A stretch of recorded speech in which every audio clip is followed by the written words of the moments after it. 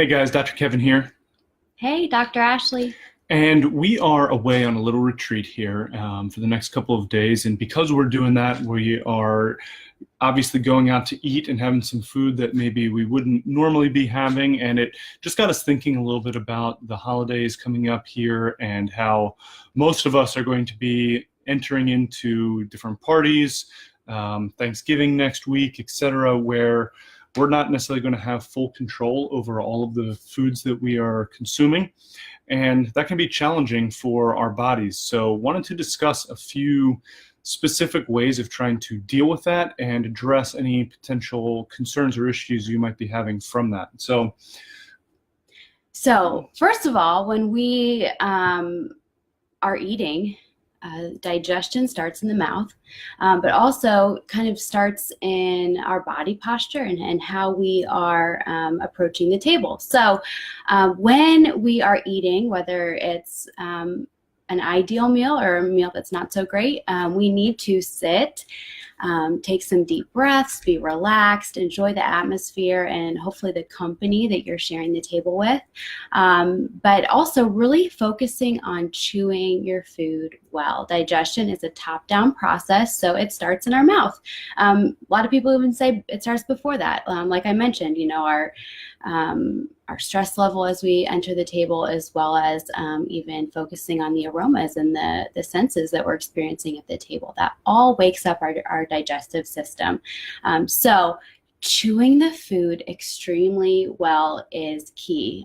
That is going to trigger that process of the body being able to have adequate acid levels in the stomach and digestive enzyme production at various points throughout the digestive system, as well as even peristalsis and normal intestinal movement. So that is just a super simple strategy to use. Chew your food, enjoy your environment, and enjoy the food that you're eating.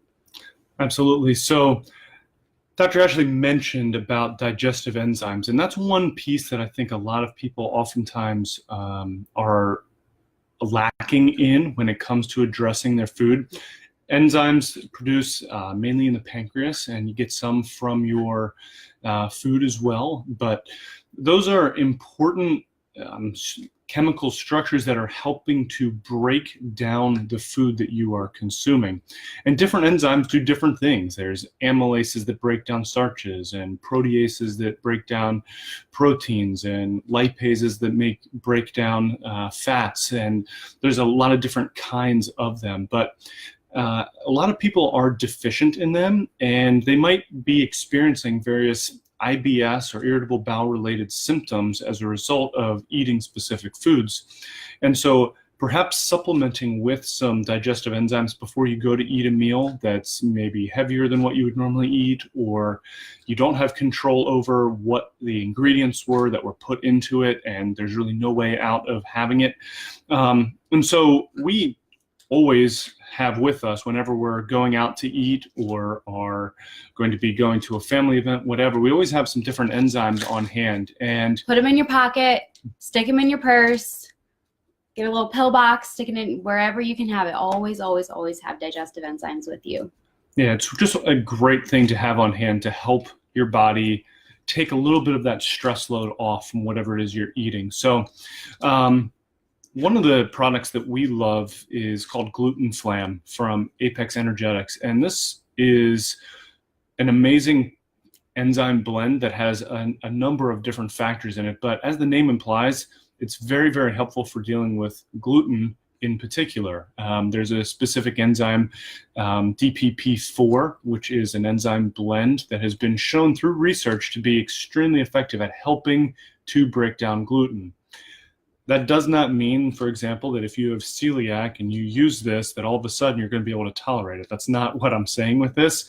However, it does help to really minimize the effect that gluten has on your system and enable your body to break it down a whole lot easier than if you didn't have that on board at all with what you were eating. So there's also some other different herbs in there that can be helpful for soothing the gut a little bit, like aloe and things of that nature. So that's an awesome product. DPP4 also helps to break down dairy as well.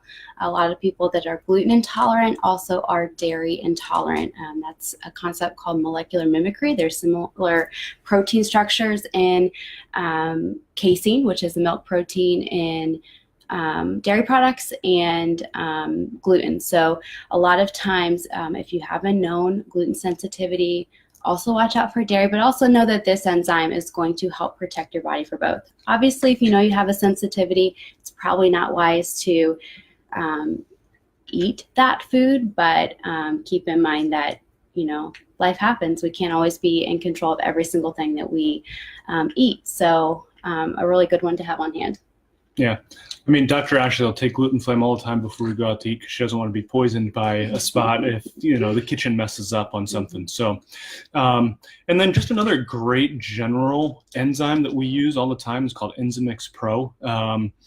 And this one also has a little bit of betaine HCl in it, or hydrochloric acid, which is critical for helping to maintain proper acid levels in our gut and to break down that food. As she mentioned, that whole process begins in the mouth and chewing. If somebody's under chronic stress, which most of us are, if we're honest, especially during the holidays, and even more stress during the holidays, stomach acid production actually decreases. So your capacity to break down food is probably already a little bit compromised. And so just adding in a little bit of that extra is going to be a beneficial thing, along with the other enzymes that it has within that. So yeah. HCl is also super protective too. If we're stressed or we have some sort of infection in the body, HCl is decrease, but we want to have acid. Acid is a good thing.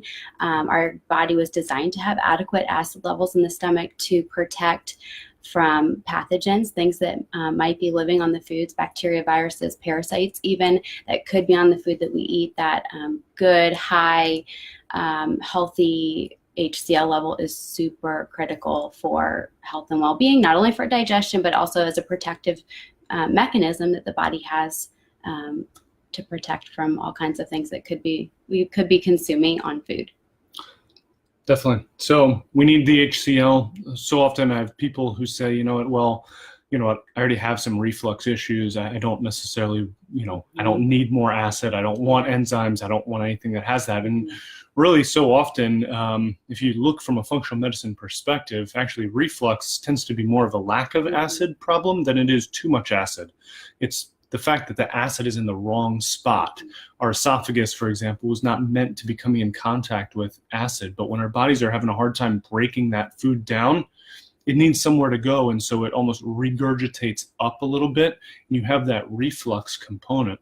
So oftentimes I find that when I talk with patients about proper times of hydration, not sitting there drinking 32 ounces of water with their meal. Yeah, avoid water 30 minutes before and after a meal. If we are taking in water, like Kev was about to say, it's going to dilute that stomach acid and mess up digestion and disrupt that protective mechanism of the body.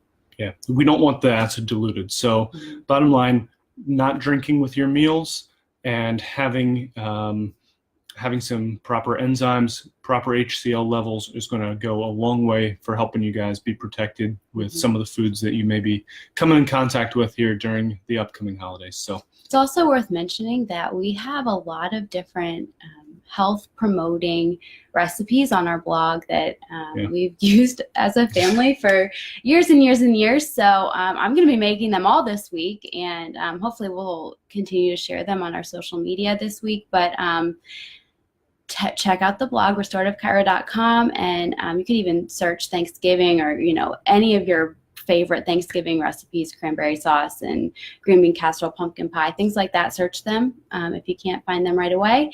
But most of the recipes on our blog are gluten-free, dairy-free, grain-free, free of all those things that really could cause symptoms and aggravation and digestive distress. So most of those recipes should be safe if you have a sensitive tummy, and our family sure doesn't miss No. the conventional recipes at all. So hope you guys love those as well. Yeah.